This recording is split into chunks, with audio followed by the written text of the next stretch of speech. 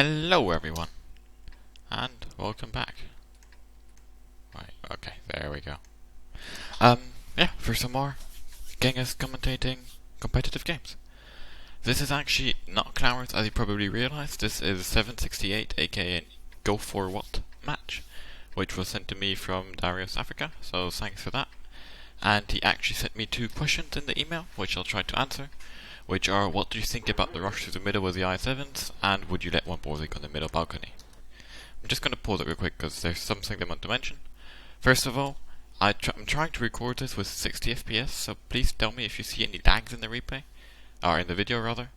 I am kind of skeptical if my computer's going to be happy with this, so yeah, we'll see that. Second, let's make the minimap a bit bigger. That sounds like a good idea. Let's fix this shit. Second, with the middle balcony, he pretty much means this. It's a pretty strong position.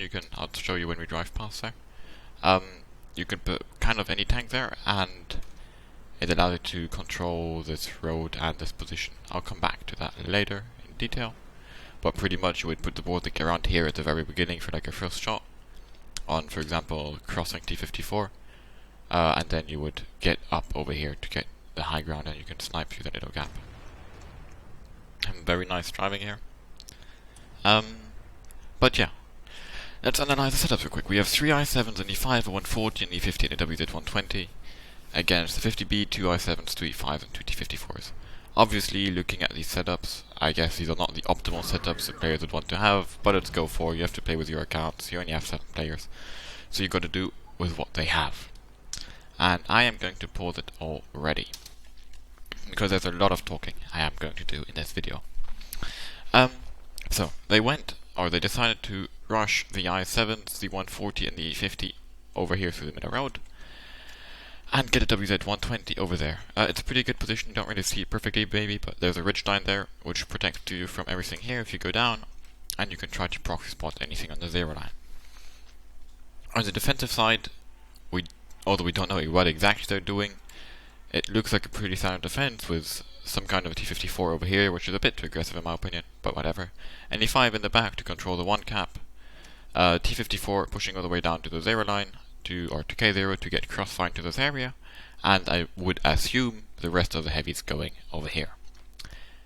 Now, as you can see, they're trying to take care of that T54. And it's not going that well, because he's so down and pretty hard to hit. If you do this middle rush, you have to take care of anything on the 0 line as fast as possible. To do that, you have to immediately move up to here or even here, so you're as high up as possible, and take out that guy with 1 volley. Like, he literally has to die instantly. This is really the first big mistake I see, but literally everyone who comes through the 0 line has to get over here, where for example Somi is, aim at that T54 and take him out. Now they are able to take him out with the E5 and the T54, but that's very risky because a better team would have just, with all these tanks, instantly destroyed that E5, and the T54 would have even still been alive. They're now starting to push, and I'm going to pause it again. Yeah, I'm sorry, but there's going to be a lot of pausing because there's a lot to say.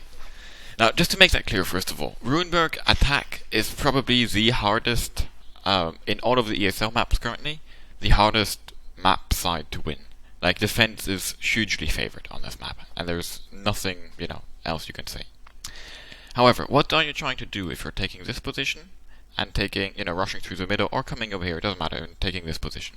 Rushing through the middle, obviously having the advantage of you being here earlier, before the enemy is completely set up, but having the disadvantage of you probably, and as you saw this video, taking some shots crossing here. Now, when you do this kind of a tactic, you have to think about what is actually your goal. Because in my opinion, there's 2 things you do when you do this. 2 things you can go for when you do this. Either your goal is just to surprise the enemy, because they're going to have 1 or 2 or even 3 tanks over here defending the cap 1, and you just want to rush in and kill everything here as fast as possible. If you want to do that, then I disagree with the lineup they are using. The E5 is way too slow. You still have to take care of the 0 line, obviously, so you would need a tank over here, but probably even better an autoloader. WZ-120 really isn't the best choice because it's just got horrible gun depression, as you can see how he's poking there to shoot there. and even the i7s, like either you go with full i7s, but it's kind of risky because i7s are rather slow in the end, especially when they go uphill over here. So you get spotted over here with the first i7, and if these guys start immediately relocating, either like this or like this, and the heavies here just fall back a bit to the back buildings here, everything is going to be regrouped and you're going to be pushing into loaded guns.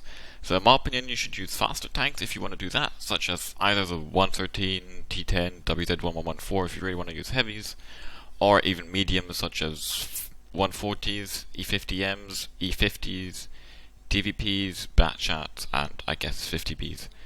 There's a lot of mixtures of those you can do. Obviously, when I say 140s, you can also use 430s if you want the extra DPM, or whatever. 62A is not really making much sense since you won't be fighting over hold down. So that's part 1. In which case, to answer the question from the beginning, wait, please tell me I deactivated that. Okay, I'm sorry for this. We got that off now. I'm sorry if that was blocking the screen, partially. My mistake. In which case, no, you do not want a Borzik or any tank over here. Because your goal is just to get in here, immediately go for the high ground, by the way, so you really want to be pushing in this area, so that snipers over here have pretty bad shots because there's more buildings in the way. Anyone going around is going to be out of the fight for longer. And in that case, you really want fast tanks here which can go, kill that, 1-2 tanks which might be on the zero line, or spot them for everyone here to kill them, and then quickly get into the fight. So you might even be doing something like sending 2 TVPs over there, going like this, killing that, moving up, or you have, 5 E50s and E50Ms pushing in. Something in that general idea. That's definitely a very risky tactic, but if you're like saying, Ruinberg Attack is really hard to play, we don't have the coordination or the time to train some really, really complicated Gold League tactics, and we're just going to YOLO it and hope we get a bit lucky and have maybe better player skill. The second thing you can do when you go for this area, plus taking control of that ridge line, maybe even some snipers in the bushes there in the back, etc., is what you're trying to do in that case is to put one guy in cap, possibly even 3, but you just put one guy in cap. He will be pretty much hold down and it's really, really hard to decap. To decap him, what the enemy has to do is either push out pretty far over here, or have the zero line, so you definitely have to deny that, or poke down there where the T-54 is poking, or poke really aggressively over here. So what you're wanting to do is have one tank in the cap with a good turret. Could be a 62A, could be an i7. You could even try and hide a tier 8 scout such as a 1390 or Aru, because they're really flat in those bushes and they're very hard to spot first of all, and even if they are spotted they're really hard to hit because they're just so flat, so the enemy has to poke up even more. And then have the rest of your team doing a mixture of controlling the zero line with 1 or 2 tanks, so you have snipes down this road to wreck these guys. I mean, just imagine right now if instead of an E5 we would have a 50B over there just pumping shots in, or like a really high DPM tank such as a 140, and have a couple either heavies such as i7s or 113s, which in that case i7s would be perfectly fine choice, or even slower heavies such as a 215Bs or Conquerors coming over from here, or E5s, to take control of these buildings and punish the enemy when he's trying to peek. So, if we have the zero line, and we have this area, you won't be decapped from here, you won't be decapped from here. If the enemy decaps just by poking really aggressively over here, he's going to take a lot of damage, but there's one issue left. Enemy is poking down there where the T-54 is poking. Now, yes, you can still kind of shoot those guys with these guys, but they're going to decap you, and yeah, it gets a really weird game. To counter that, you need the middle balcony. You can go hold down there, it's a really, really powerful position, and if you want to do that, I wouldn't even put a Borzik there. I would put either a Conqueror, a T-30 if you really want to, a 215B, or even an E3 if you want to go all the way. E3 having the advantage of just being awesome there, or even an E4, in anything shooting in the front, but as soon as, his enemies in the back, such as one Batchat, he's pretty much fucked. I think my favorite choice personally would be the 215B. So, I know I'm kind of not commenting what's going on right now, I'm more saying what they should be doing. But, to summarize real quick, my opinion on how to do Ruinberg Attack if you want to go over the side, do a middle rush, take this air, which is all valid tactics, is either you use a full YOLO setup with pretty fast tanks, fast even than the i7 and definitely faster than the E5, kill really quickly anything over here, and then just rush in, don't stop, try and overmatch, leave some tanks out of the fight. For example, you can imagine if everyone would be pushing on these 2 tanks, these 3 tanks would be out of the fight. Obviously the 50B is behind here, but yeah, you would kill 3 tanks with your 6-7, and then keep moving and use the tank advantage you have.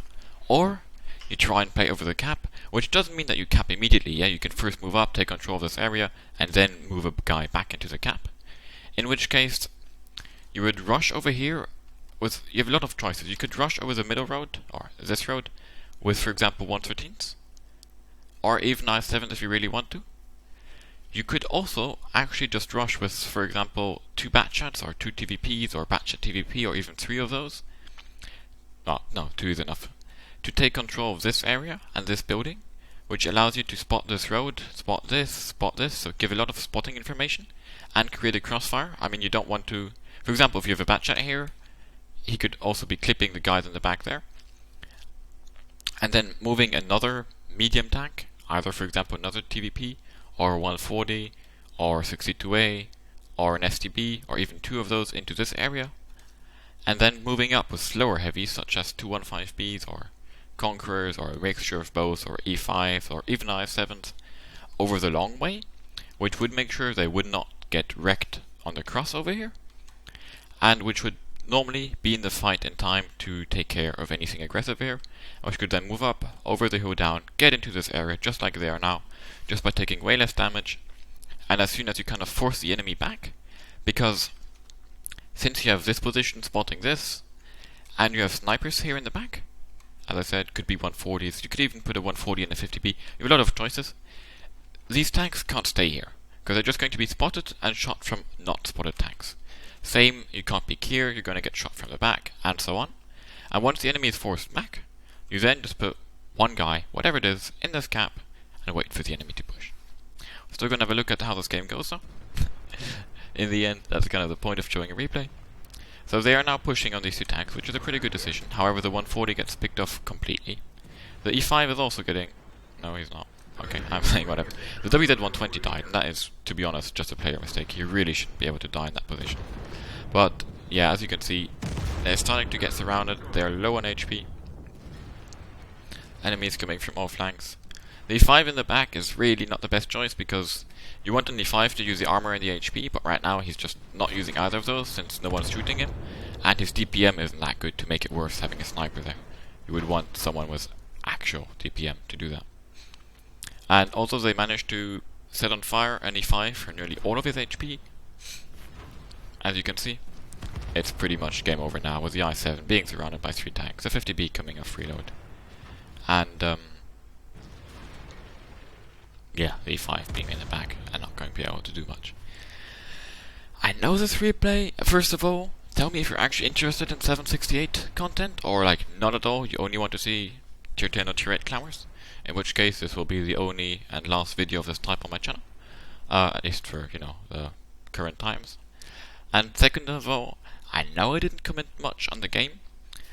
I more gave my opinion, but I think that's kind of what was also asked of me in the question from the guy doing it, and I think it's way more useful, because there wasn't actually that much tactical stuff going on in this game after the, you know, initial tactics.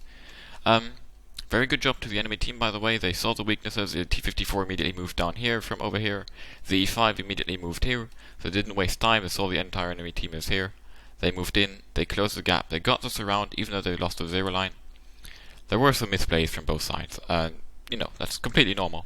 We're not playing at top level here, and you know, if both sides do mistake, it's the team that does less mistakes that wins. Sorry, my voice is kind of dead right now. Thanks for watching, hope you enjoyed this. Tell me in the comments really what you think of this video, I'm really curious about it.